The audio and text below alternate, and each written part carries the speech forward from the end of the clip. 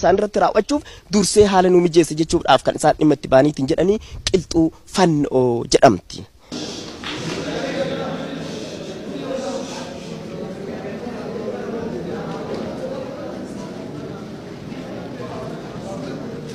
Dararaan hamma akkanaa yoo gurra qabamu isaanoo callisanii jiru ofumarratti tole jedhanii fudhatanii waan jedhus gaafiin ka'uu hin oolu hin callisne dubbiin tasa itti haataateetiin jettu malee hamma danda'ameen ofumarraa isaan dha'uudhaaf kan yaalii godhaatiin turaniitiin jedhan jechaadha.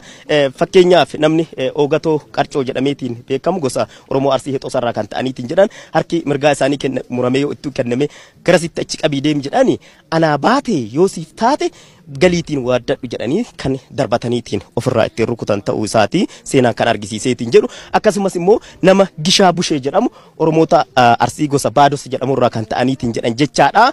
Yeroma iddoo murattii saniin gadi seeneetiin jedhu harki mirgaa kenneetiin akka irraa muramu gaafiin waraana mootii Minilik irraa dhiyaatee fi jettee jechaadha. Yeroo isaan harki mirgaa kenni jedhaniin innis bitaanis mirgis anaaf qaamuma kiyya hoodhu isa kan bitaa kana kan ittiin jedhe bitaan kunis irraa hafeetii miti jechaadha. Harka mirgaa kanatti fayyadamuu barbaadeetiin jedhe du'aatiin namoota kaawwan irra gahe isarraa illee gahuudhaaf jira waan ta'eef mirga kanatti fayyadamuu barbaadeetiin jira. Kanaaf hamma ta'e wal mormanii erga kama inni jedhe bitama kana muruudhaaf jarri jalqabdeetiin jette billaa yookiin cuuphee uffata isaatirra yookiin kofoo isaatirratti kan kaawwateetiin jedhetu jira. Isa gaggabaafatee humna waraanaa keessaa tokko garaa isaa addaan miiltee isaan keessas innis tokko kan ajjeesuu danda'eetiin jedhechaadha. Warri dura haala mijeessaniitiin namoota ati duubatti hafi ati achi seeni ati duuba hafi jedhanii haala mijeessanii sanillee deemanii iddoo san wanta ilaaluudhaaf socho'aniitiin jedhanii akka kanatti wanti kun irratti barameetiin gochi muraan kun iyyuu akka addaan citu taasisuu keessatti namoota gahee taphatan keessaa akka fakkeenyaatitti kaasuun ni danda'ama.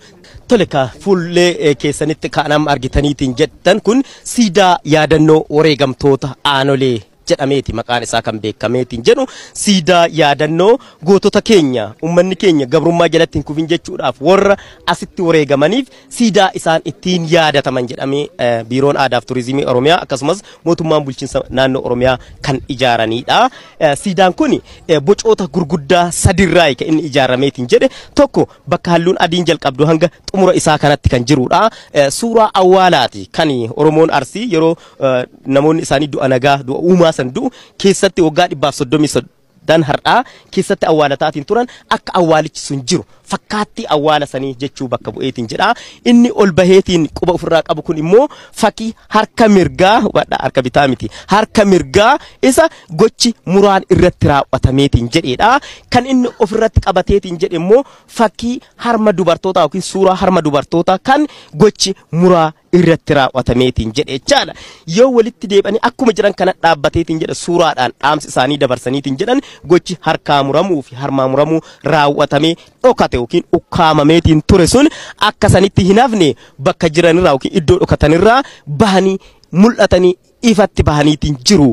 Hiika jedhuudha kan isin dabarseetiin jedhu akka suuraadhaan jechaadha. Namoonni inni yaadannoodhaaf bakka bu'u immoo namoota yeroo ammaa lubbuudhaan hin jirre kanneen darban ta'u ibsuudhaaf jecha dhaabbannaa isaa kallattii baharraa yookiin ifarraa gara dukkanaatti siidaa naannefateetiin dhaabbateetiin jedhee akka waliigalaatitti kana kan inni dabarseetiin jedhu jechaadha. Itti raawwatamee nama Abbaas Haajii jedhamutu galmeesse.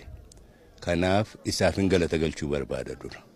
Seenaa awwaalame qotee baasee ilmaan Oromoo cufti akka hubatan taasisuunsaa qabsoo kana keessatti qooda guddaa qaba.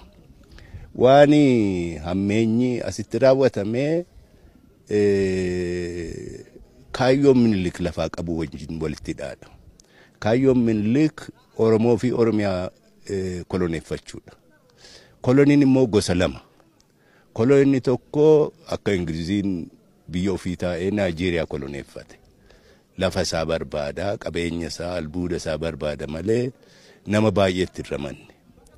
Koloniin gosi lammaffaan duguggaa sanyii irratti kan hundaa'e ka Ameerikaa kaabaa saboota achi jiran fixanii lafa isaa qullisanii irraa fudhatan. Kan Minilik barbaade isa kana ture.